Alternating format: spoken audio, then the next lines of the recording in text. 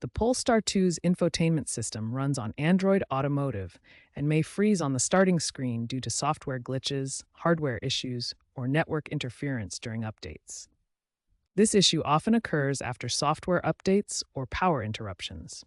Common causes include software glitches from incomplete updates, hardware problems in the display unit, or network drops during updates. To force restart, ensure the car is in park with ignition off.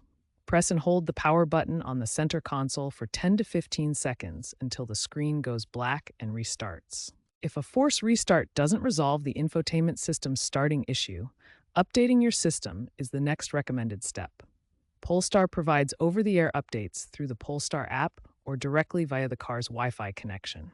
For updates via the app, first download the Polestar app on iOS or Android devices.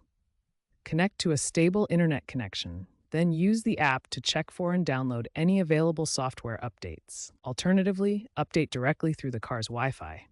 Connect to your home Wi-Fi for the fastest speeds. In the vehicle, navigate to Settings, then System, and select Software Update to download and install any pending updates.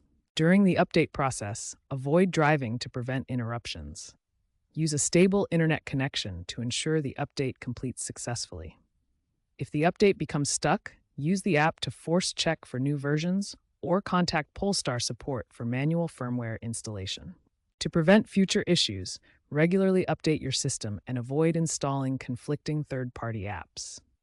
For persistent problems, try disconnecting the 12-volt battery for 5 minutes or contact Polestar support for a software reinstall at a dealership.